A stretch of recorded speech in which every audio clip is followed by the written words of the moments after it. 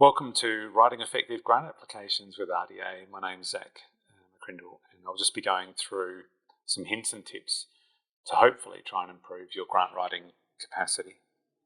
Okay, who issues grants and who are they for?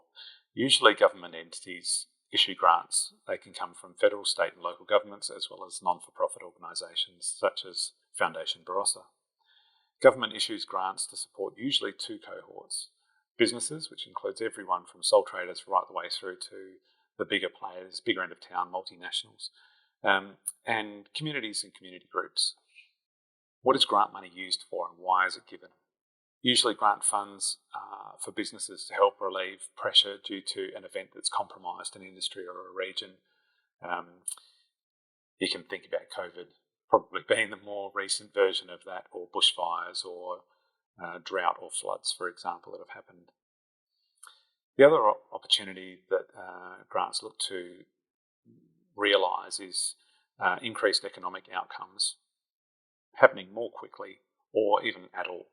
Usually grant funds for community groups are again related to help relieve pressure due to an event that we talked about before, or for a region or for societal demographic, or to help with maintaining and improving infrastructure or knowledge, skills, capability perhaps, linked to improve outcomes for communities. Most of the information, in fact, is relevant for business and community groups. I mentioned before that grant funds are usually for businesses or community groups. Sometimes they're also for individuals. You might find those related to a scholarship or similar opportunity, recognising excellence and seeking to support further growth. There are a couple of different grant search engines that are free. One of those is the state government, South Australian state government option, which is Grant Assist. And a web link will be posted on the website. You'll find it in our grant page. And the federal government Grant Connect webpage, again linked on our grants page. Both of these are free search engines that provide a list of grants related to, depending on what your search criteria might be. It's worth, when you go through those, just making sure that they're currently open, as sometimes those that might be closed or yet to open can be listed. Then there are the limited free options or paid services, which are private entities effectively like Grant Guru and Funding Centre. Others such as Foundation Barossa, and councils are free to access. Our website also has links to these and some hints and tips you'll find in an accordion fashion. Who gets grant funding? Grants are competitive. Essentially, not everyone will be successful. You have to evaluate cost in terms of money and time spent in relation to you applying and the benefit you gain from it.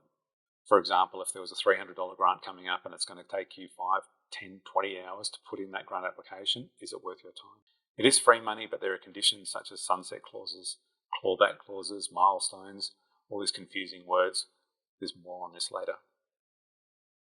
Those who best meet or exceed, and I'll say exceed as being the key word here, the requirements of grant guidelines and outcomes sought are the ones who are most likely to get grant funding. However, even if you meet all the requirements, you're not guaranteed to win. There may be better applications. Better can mean they achieve more economically than yours did. You've already gained funding recently and others haven't. Their application was better structured and presented. They didn't ask for the full amount available. It's hard also not to be disappointed when you're successful. My suggestion, learn from it. Be objective if you can and go again for others. This, like a lot of things, can be a numbers game. So just because you weren't successful this time doesn't mean you won't be next time. But if you can pick up where you went wrong and apply that the next time, the better off you'll be. Grant funds will have guidelines, essentially a document that outlines all the different aspects related to this grant program that you're looking at, and explain the following aspects to help understand the decision-making process. But there are some key aspects here. A definition of what the grant will fund is really important to consider. What the grant will fund is what it is that you are looking to spend the grant funds on. What are you looking to spend that money on? Certain things will be applicable, certain things won't be applicable. So equally important is what the grant will not fund. The definition of who is eligible to apply. This can relate to a different type of entity, for example. You might find that it only relates to sole traders, or it only relates to people in a certain industry, or it only relates to incorporated associations. A side note here for who is eligible to apply relates to auspiced entities. An auspiced entity is someone who is eligible to apply on your behalf, even if you don't meet the criteria. And this will always be denoted in the guidelines as an opportunity for those. Definition of the application window. This means the start and finish time that the grant application can be submitted. This is worth having a look at to make sure that, one, you're able to get your application in on time, but also it could be that you need to get your application in as soon as the grant window opens, depending on the type of grant that it is. Definition of funded project timelines. This is looking at when the funding can be applied to your project, when you can start spending money and be reimbursed for it. It's not the same as the application window, and it's really important because usually people can't be reimbursed for funding that they've already committed to outside of that funding window. This project funded timeline relates to after you've been successful, you've gained a grant deed. Usually that becomes the start date of when the project can be funded. That's when you can start spending money and be reimbursed or apply grant funds to whatever project you're doing. And there'll be an end time frame that it needs to be completed within. Definition of minimum and maximum grant amounts. I'll go through this more in greater detail, but minimum and maximum amounts is exactly what it is. What's the minimum amount that you can apply for and what's the maximum amount that you can apply for? There'll be a window there. And co-contributions. Co-contributions relates to your contribution as a part of the total project cost. In competitive versus non-competitive. Non-competitive is a bit of a funny word. They are still competitive. But there are examples of grant fund programs that are competitive such as all applications submitted by X date will be assessed based on their merit, and that will be a competitive grant round fund. They'll all be assessed together, and then the grant fund decisions will be made based on those who best meet or exceed the application requirements.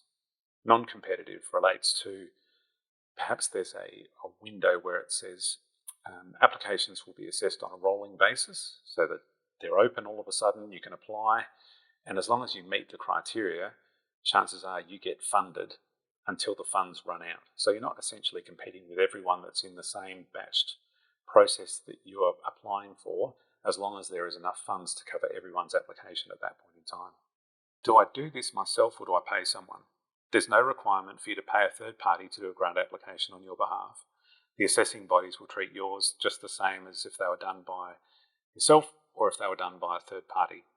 The main reasons for hiring grant writers are you don't have time. Even though you do have the time, you don't feel confident in doing it yourself, or you can't be bothered doing it yourself, and all three require you to pay someone else to do it. When you're going to ask someone else to do it, ask for relevant experience and when engaging someone and evidence of grant outcomes or past clients that you might be able to speak to.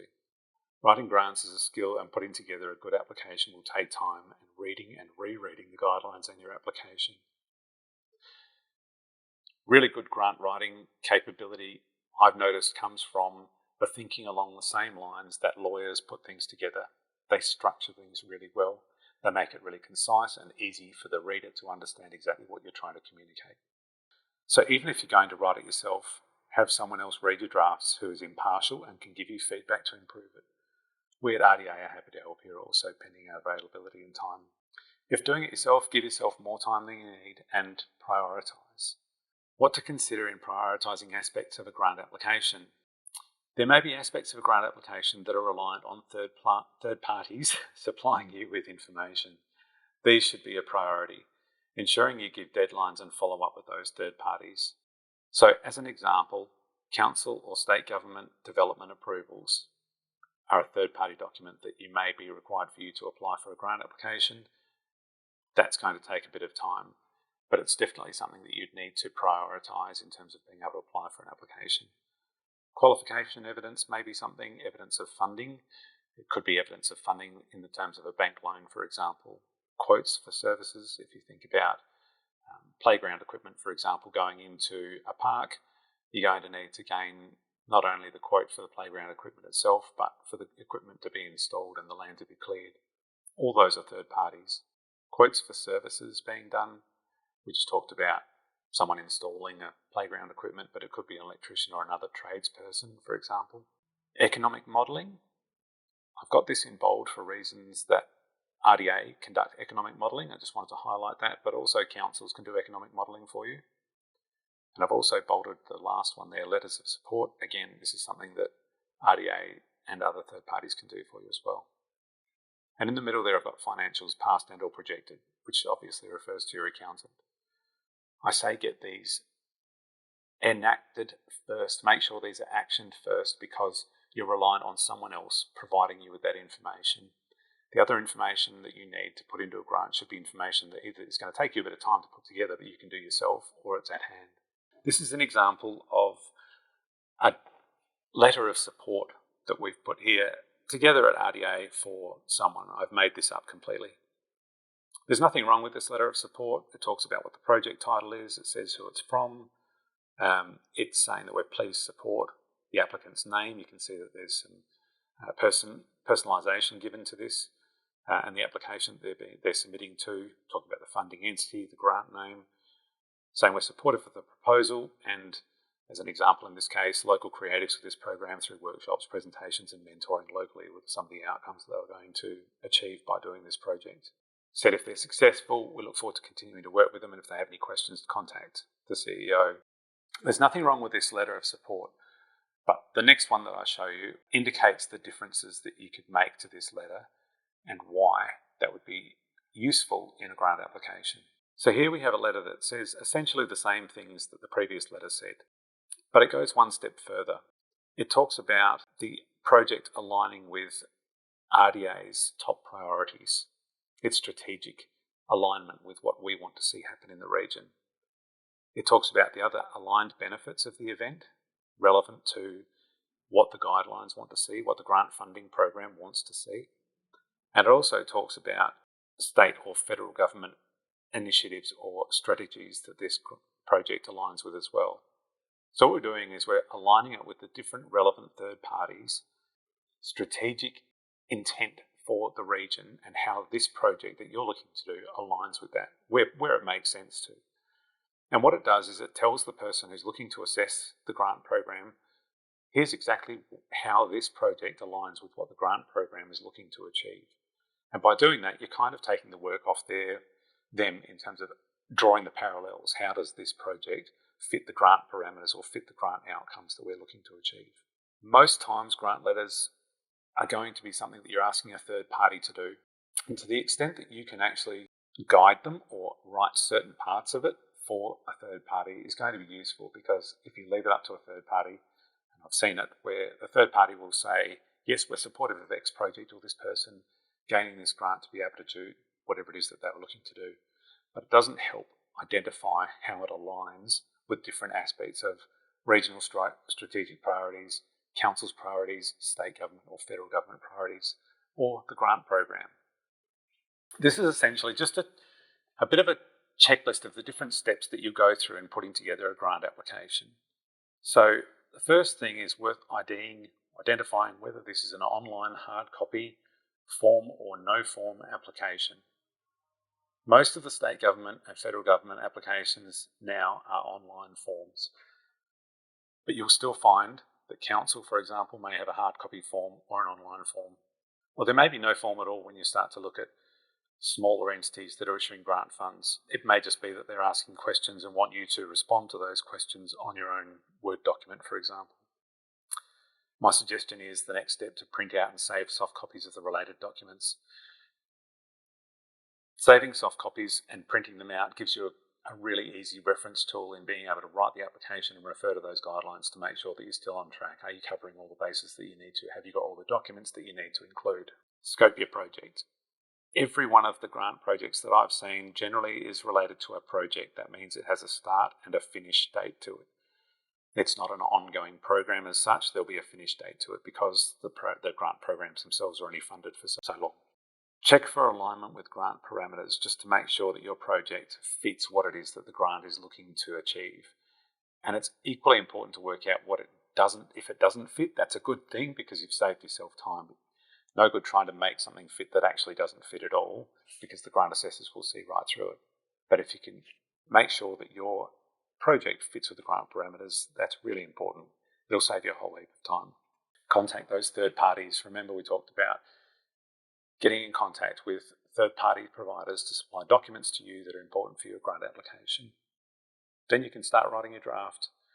We talked about categorising those into the easy bits of information that you can input directly and the bits that are going to take a little bit longer.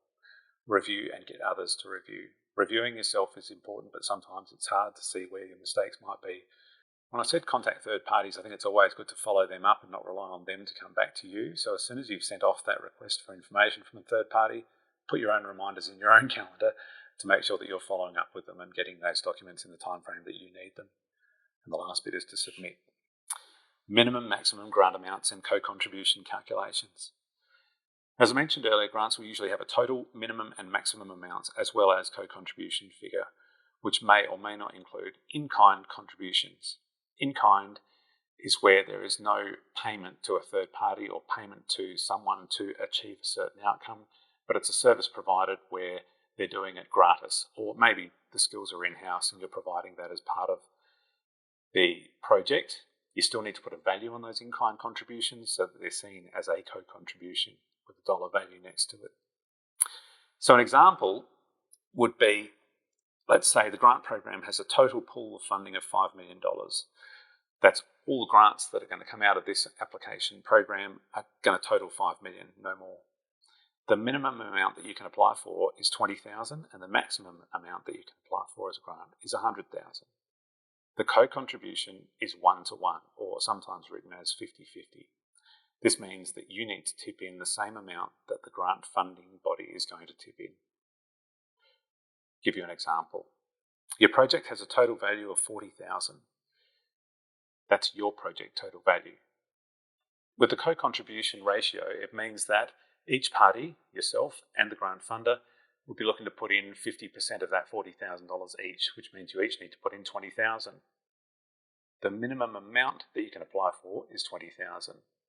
So a $40,000 project just meets the objectives in being able to make the minimum amount that you need to apply for. If we took the example of an $80,000 project, half of 80 is $40,000 each. $40,000 fits in that window of $20,000 grant application and the $100,000 grant application amount. So you're good to go again. A $30,000 total project value split in half is $15,000 each. You can see that the minimum amount to apply for the grant is $20,000. This project is not eligible because you can't make a $30,000 project 50-50 co-contribution equal a $20,000 minimum amount. Automatically, that project doesn't qualify. It's good to get that understanding early. Let's go through some other examples. We're going to take the total pool of $50 million, for example. This time, minimum amount is $30,000 and maximum amount is $250,000. Those minimum and maximum amounts are the amounts that you can apply for as part of this grant program. The co-contribution has changed in this scenario, and they do from time to time. This one is based on one where 70% of the funding is required to be put forward by the applicant and 30% will be put forward by the funding entity. You can see here that you can do this on your phone calculator. If you type in 70,000, divide by 100, there's your 1% total value of your project. So 1% is 700. Then multiply that by 70 to get to your 70% figure. That totals 49,000. This is how much you need to put up out of that $70,000 project cost. Now we need to work out what the balance of those funds are and whether or not you're eligible to apply. The total project value, 70,000. Take away your contribution of 49,000, leaves a figure of 21,000. This is how much you can apply for, the 21,000. But if we remember, the minimum amount to apply for is 30,000. You're not eligible. When you initially look at this, it looks like 70,000 is easily going to sit within the window of 30,000 to 250,000. It's well above the 30,000. But when you get into the co-contribution calculations, you can see that it doesn't. So it's worth understanding how to calculate these. Be ready to go.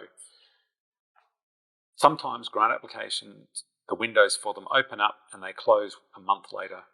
And if you don't have all the information ready, you're not going to be able to take advantage of that grant program.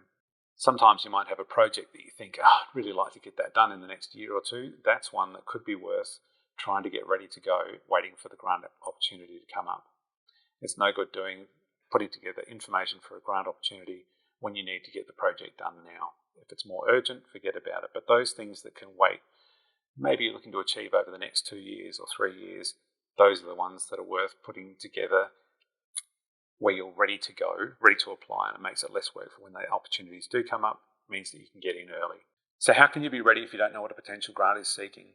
1, have the things in place that you will need most of the time, regardless of the grant. 1 is have the project identified. That project plan template is really useful in scoping out what your project is, what it isn't, who's involved, what the costs are, what the outcomes will be, all the third parties that you need to be involved. In identifying those third parties, work out who they are and see if they'll be willing to give you a quote on the works that you need done. Even if the work's not going to be done right now, most people will come out and give you a quote to sell you something, whether it be the services or the product that relate to your project. Make sure that your financials are up to date. Letters of support we talked about earlier, you can draft those yourself. See if you can have those drafted and ready to go so that when the time comes, you can send them out to the people that you need to, and identify those that you need to send them out to as well. Timeframes for the project. This is where the Gantt chart comes into use. A Gantt chart is effectively a way of understanding what the different actions are required to finalise a project and the timelines for each one of those actions and how they interrelate to each other. Some things, for example, may need to happen in a linear approach. You can't do one thing before you do the other. Some things can happen concurrently. In other words, they can happen at the same time. A Gantt chart helps you visually understand what needs to happen when and plan and scope out your project. Really useful for understanding the time frames. And I guarantee it'll be useful in terms of putting together your grant application. Your quotes from third parties, we already talked about. Development approvals in place. Development approvals can take a long time. If you need a development approval, make sure you've got it in place and get the application in, even if you haven't got the grant identified yet. Have your capital ready. It may be that you don't have the funds necessary yourself to see this project through, or your part of it at least, but if you need bank funding, go to a bank and find out whether you've got equity available to be able to leverage to get the grant funding that you need. Business and project pitch. Good tip here is to make it media releasable. If you think about it, whoever's giving you the grant funding at the end of the day is going to want to talk about the successful projects that have happened. If your project has a pitch or a project base that is able to be lifted straight from your application and provided to a PR firm or given straight to a media outlet, it's going to mean less work for the people involved in assessing your application and promoting your application. And if it's that good that a media wants to release it, chances are you're probably doing a good job of convincing the person that it's a good project to fund. Risk management plan. Again, we've got templates for these, but it's always worth having, whether it be for an event or whether it be for infrastructure that needs to be put in place.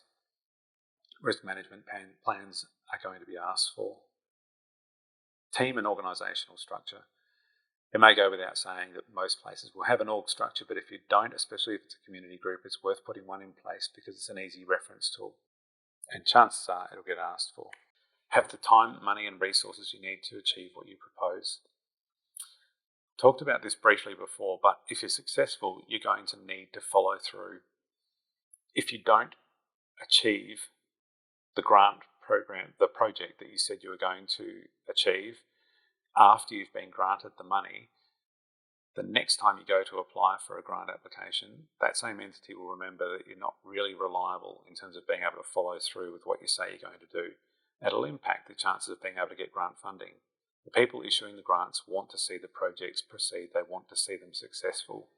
Also, when you're dealing with state and federal government, sometimes those entities are using a central facility for something like financial management of their grant program. So the Treasury Department, for example, in state government, may be engaging with different state government departments and helping them with their applications. They will always get wind of a project that is behind schedule or didn't work. If they get that news that a project didn't work, that you were behind, the next time you go to apply for a grant program, even if it was through a different department, it may come up with red flags that this person isn't a good person to be able to back in grant funding programs because they didn't achieve the project. Running into trouble with meeting any obligations, communicate with the grant provider. This kind of talks to the first point about being able to follow through, but I'll give you an example. Let's say there is a grant program that needs to see certain things achieved on certain dates, If you're running behind on those, don't stay quiet. It's really worth engaging with the people that you in the grant program to tell them you're running behind. They can always negotiate certain milestones, or usually you can negotiate milestone dates and push those timeframes out. But if you try to do it after the milestone date has passed, it's much harder, and the chances are less that you'll be able to achieve the grant funding program and get your money that you still need to finish the project. Most grants will have conditions as part of the agreement. For example, grant guidelines or website will suggest an application process will take maybe 3 months. This involves the time for you to submit the application, for them to assess it, come back to you with an approval email. Be careful, that's not the time to start thinking that you've been approved for the grant formally and can start spending money. You still have to go through the process of negotiating potentially and signing or executing the grant deed. Grant deed is another word for a grant contract, the formal bit. Once that grant deed has been signed by both parties, you've got a copy of it. That's when you can probably start to spend the money, but really pay attention as to when you can start spending money with relation to the grant program. The earliest start date of the grant project will be in the guidelines, and plan not to be invoiced during that time, unless the grant says otherwise. Doing it anyway, even if the intent is positive because you're trying to achieve the project sooner, can mean you avoid part of the grant funds that you're going to be paid as part of that agreement. Most grants will have conditions as part of the agreement. I've mentioned this before, but now we'll go into a little bit more detail. Milestones. Milestones are essentially broken down into 2 or 3 usually milestones or timeframes during the grant project. These milestones are usually attributed to certain activities being achieved at certain points in time, along with a certain amount of capital expenditure going into the project. So if we took the example of playground equipment, for example, the first milestone might be deposit payment of the playground equipment being made and the ground being cleared ready or prepared ready for the installation. The second milestone might be receipt of the playground equipment, balance of funds required to be paid so that the playground equipment's been paid in full. That might be the second milestone. The third one might be installation and finalisation of the playground equipment in the parkland setting. If it was a business setting, that you might be looking around the milestones centred on usually capital expenditure or the money being spent on certain aspects of the project and or employment outcomes being achieved by set dates. My suggestion is set longer time frames if you can, and we'll get more into that a little bit later. Clawback clauses. Clawbacks are effectively there if you can't provide evidence of the money that you've spent where you were supposed to spend it. So if all of a sudden you're driving around in a nice fancy car, be prepared to be left out of pocket for the wheels that you just got and the invoice for the funds that they've provided to date. Sunset clauses. A project end date will mean that all needs to be completed by then. If not, you may lose the funding. And sometimes funding can be clawed back, which means money that's paid to you comes back to them as well. Reporting.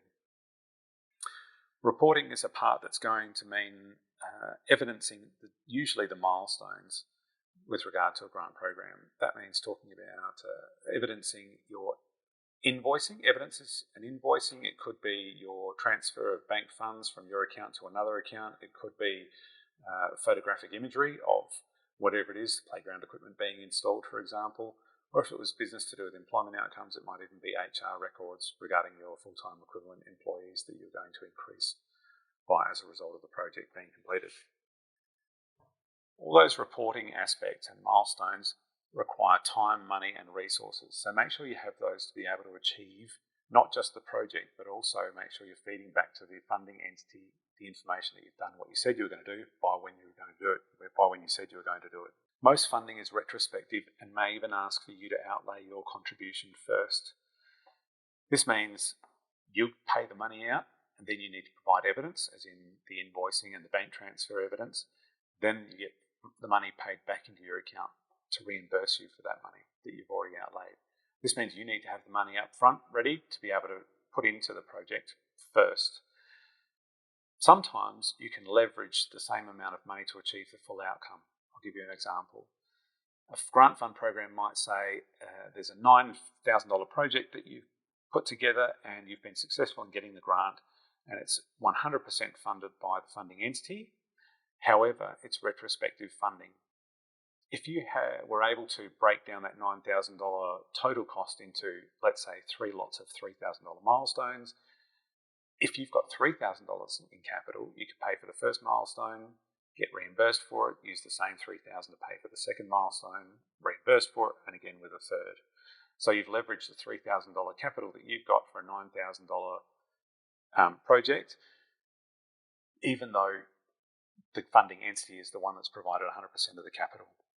This is really important because so often it's easy for you to get caught up in your own project. You know your own business, you know your own entity, you know what it is that you want to achieve, but communicating that to someone who has no idea what you're about or what you're looking to do is a different matter. And again, comes back to that point about either engaging someone third party and or having someone else reread your work and you rereading your work to make sure that what you're saying is clear, it's defined, and you have measurable outcomes.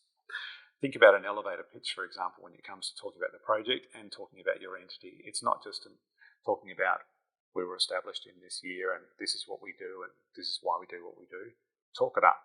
If you can really sell the idea of what it is that you do and why you are so important, who relies on you, why they rely on you, what you bring to the community, what you bring to, and talk about all those guideline aspects in terms of what they want to see achieved through the grant program. That's how you're going to make your elevator pitch stand out. How to find priorities to align with your project. I suggest that you'd be able to find these priorities by Google searching, relatively simply. RDA's website has all of our strategic priorities outlined clearly on our website. State and federal government, depending on the industry that you're in, will usually have a department that relates to your industry as well. And you'll find that they have strategic plans or strategic priorities in some sort of overarching document. They tend to be about 2 to 3 years, maybe up to 5 years that they run for at a time, but it's really good to be able to align your priorities with your project with those priorities. And again, that feeds into your letter of support. Look for keywords and phrases. What do you mean by keywords and phrases? Quite often there are hard requirements, or what I refer to as hard requirements, and soft requirements. Hard requirements might be this funding is designed to be able to support infrastructure build, plant and equipment, for example. That's a clearly definable outcome that they're looking to achieve through the grant program. But maybe a softer set of criteria that they're looking to achieve is social cohesion, community well-being. Those sorts of criteria are what I refer to as soft and may not look like they are as important as the hard criteria because they're not as easily definable. But they're still criteria that they're looking to have addressed, and it's really worth making sure that those parts are addressed equally in measure. Factual or emotional, or a good mixture of both. People spend good money on emotional purchases. Think about the house that you always wanted or the car that you wanted, the latest bit of clothing, jewellery. Usually you're going to be paying what you want for it more than what it's worth. Luxury entities are a really good example of this. Who would spend $10,000 on a handbag, realistically? The emotional buyer.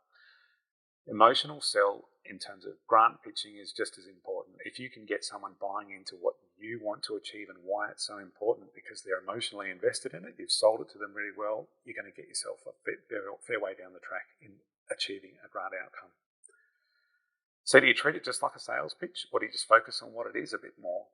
It's a mixture of both, I would say. It's really good to make sure that you're clear again about what is defined as your project and what the measurable outcomes are, but you also want to fit in that emotional aspect of it. Your elevator pitch, you want to sell people on what it is that you're looking to achieve.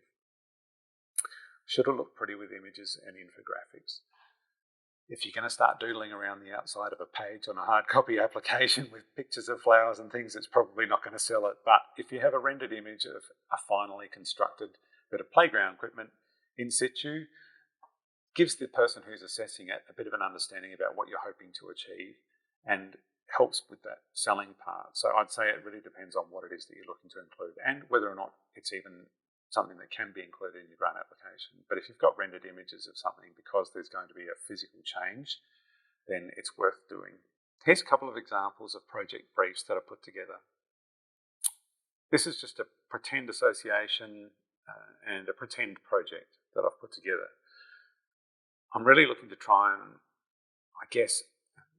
highlight the difference between two examples, because I've seen both of these are both similar to these, and I think one of them communicates the outcomes that you're trying to achieve much better than the other. The first one you can see doesn't really say anything wrong with regard to the project, but it does have a large slab of text that's hard to differentiate the different key aspects of the project. It makes it harder for the reader to understand. There are things in this also where we're using words like about, if you can see on the second line or near the end of the third line, by adding about 6 metres for new upgraded toilets and shower. Current entrance will be demolished and the internal wall moved by 2 metres. Even the 2.0 and the 6 metres, you can see there's an inconsistency there. Consistency and making sure that the reader is really easily be able to understand what it is that you're talking about is going to help a lot. Next example spells out what we think it should look like. You can see here that we've broken up that big slab of text. We've made it bite-sized chunks that we're looking for the reader to be able to comprehend and understand easily.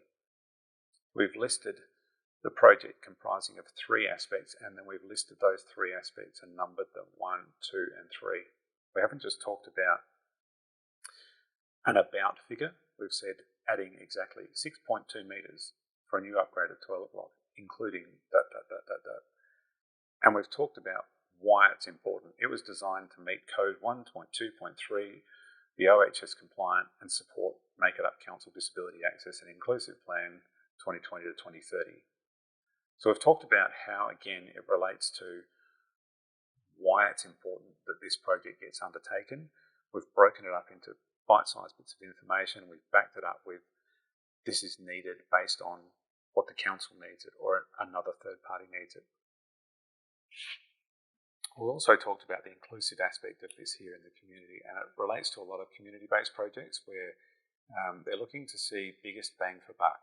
So if you can show all the different cohorts that are engaged by virtue of your project that you're being done, how many people that will impact, it's going to look like it's a better value project because it's engaged more people and they're after value for money when they're spending. Not clear on something to do with the grant? Quite often you need to seek clarification on a point to do with eligibility or the application forms themselves. I've been in exactly this same place. If in doubt, email or call the grant provider to check. The contact details are always listed, and whilst they might need to call you back, it'll always be worth it. Just make sure you give them time to do that. In the state government, typically you're going to find that you're getting straight through to the people that you need to, the area that's written the grant. Same with councils and smaller entities. When it comes to the federal government, they have a contact centre, and the people in the contact centre are not across every grant. What they'll be reading is the same information that you can see publicly online, the grant guidelines, the main website, so they'll be looking for the answers there. They won't be able to give you an assessment on your application, but they should be able to help clarify an answer if it fits between or it's not quite clear enough on the guidelines. If they can't answer, they should be referring you to someone within the grant program, which means someone in the department that issued the grant. Don't leave this to the last minute. I've had an example where I was inputting financials into an online application and it didn't make sense to me, but it was the 11th hour. We had no time to clarify with the federal agency, and the application just had to be submitted as was. When I called afterwards, they were aware of the problem and they had an answer for it about how it should be addressed, but it didn't necessarily make sense. So it's really worth going through the whole application well before you need to submit it. Contractor, as in a third-party grant writer or RBA, may be able to help, but the grant issuer will always have the end answers. So get the answers in writing as well where you can, because if there's ever something that's not written down and you need to gain clarification on it, providing that as evidence later on is going to help if that was the reason you didn't get the grant application.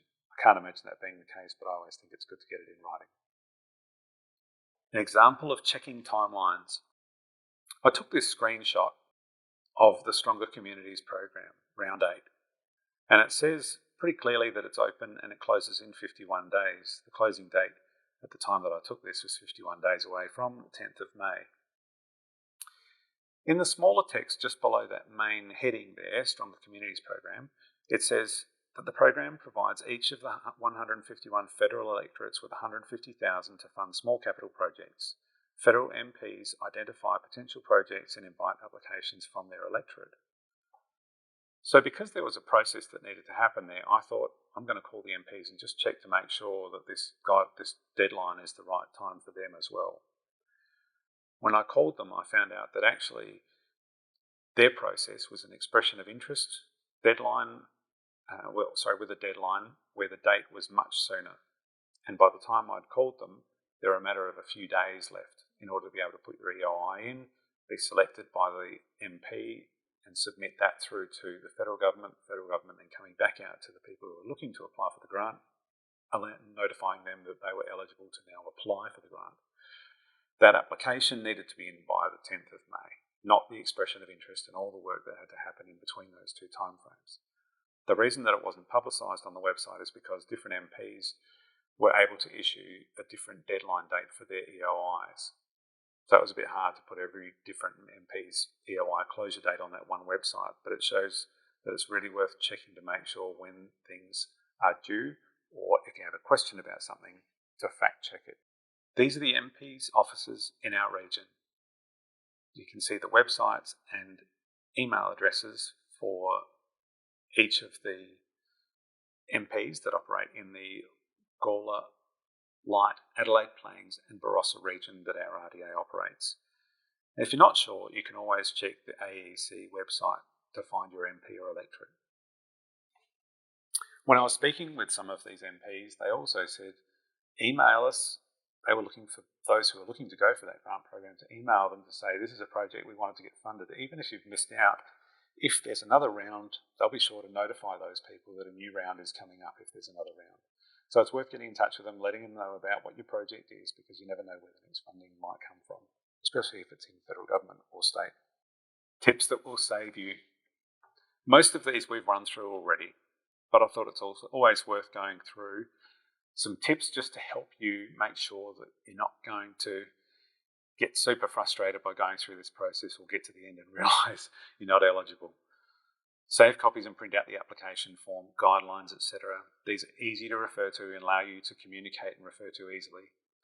If in the example that you needed to speak to, put in a query, for example, on clarification of guidelines and they've called you back, it's much easier to have a look at a hard copy document than it is to try and find that website and where on that website you were talking about the information you needed to clarify. Most grant applications are online now. Copy and paste the application form into a Word document and work from this instead. Why? Online systems fail, I've had it happen, and applications get lost. Most online applications also have word or character counts as well as fixed free text fields. So, for example, you might have a field that shows 200 characters, but the limit of characters that you're able to use in answering that question might be 350. You're never going to see the whole answer in one screen or in that one field, and it can make it difficult for you to edit or make sure you haven't doubled up or got the right flow of your answer. It's also much easier to check your word and character count on Word on MS Microsoft Word.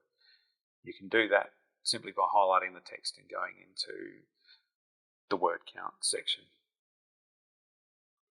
It means that you can get the most out of your answer and still fit within their requirements. If the online system fails, it's a simple copy and paste back into the online application instead of losing the whole application up to that point. Allow time for this, don't leave it to the last minute. The grant applications generally, I'd be looking for about 2 weeks to be able to put it all together, pending the information that you need from third-party providers as well. But that's kind of the time frame that you'd need to make sure that you've got your letters of support done right and back to you within that time frame. You've got someone else to review it any time that you need to gain clarification on questions and submit your application well in advance. Can I use the B2B program? If you're not aware of it yet, the B2B program is short for our business-to-business program. It's a local procurement program where we have a whole host of fantastic service professionals across a range of areas to be able to help businesses in the region for a nominal fee.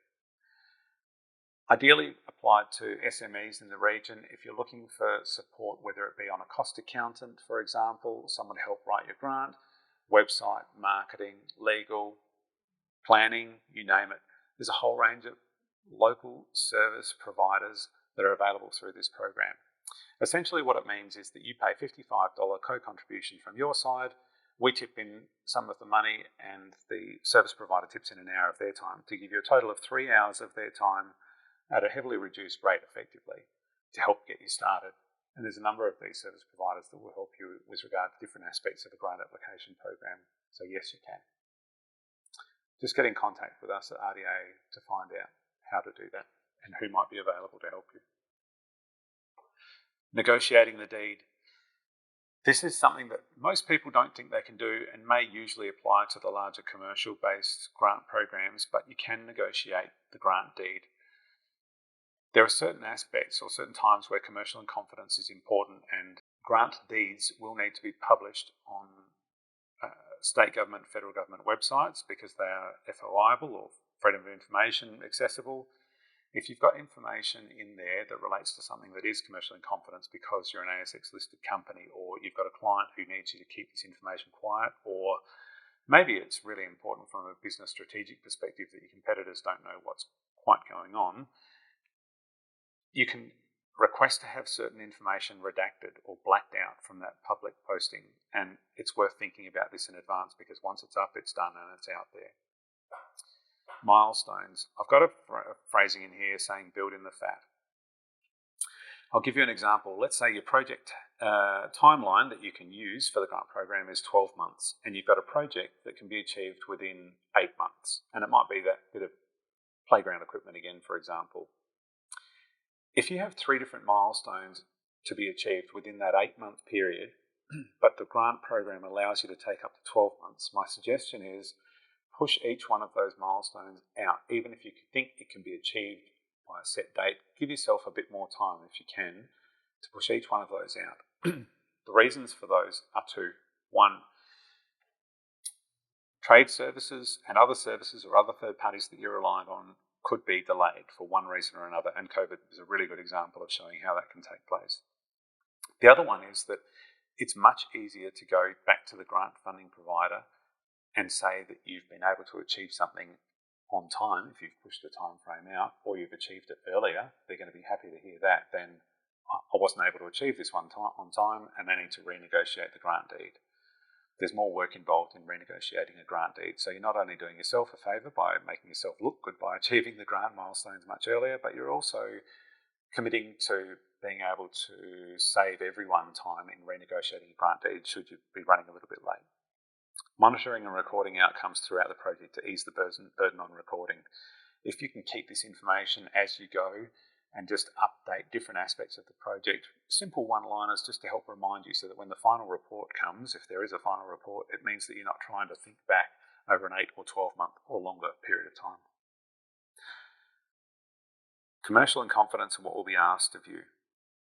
I talked about commercial in confidence earlier, but there's also what will be asked of you. Yes, it's free money, but usually there's going to be a promotional activity attributed to a grant funding program, and it may be your project that is being picked up by whichever funding entity that they want to publicise. It could mean that an MP or a minister is coming out to cut a ribbon at an event that's opening a certain festival, or a groundbreaking ceremony, for example, if there's a new development bill to take place. Be aware that this is something that they're asking of you because they're providing grant funding to you. It doesn't cost you anything to get this money necessarily, other than your time and resources to get it done. But they're looking to publicise what it is that public funding has been spent on. And so you have an obligation as a part of this usually to do your part. Asking for feedback when you didn't get the funding. Make sure you do this. I know it's really hard because in the moment you're thinking, oh God, I didn't get the grant funding. But asking for information about why you didn't can be useful in applying the next time something comes around. I've got read the guidelines 3 times. It's really important. And it was highlighted by the third parties that I engaged with regard to funding entities. So councils, for example. State government also and federal government have reiterated that it's really important for people to reread the guidelines, make sure that you've got it right. The answers are usually there and people aren't necessarily paying attention because there's so many facets. Give yourself more than one chance to read those. How to value in-kind contributions. It's a good question and it's a tough one.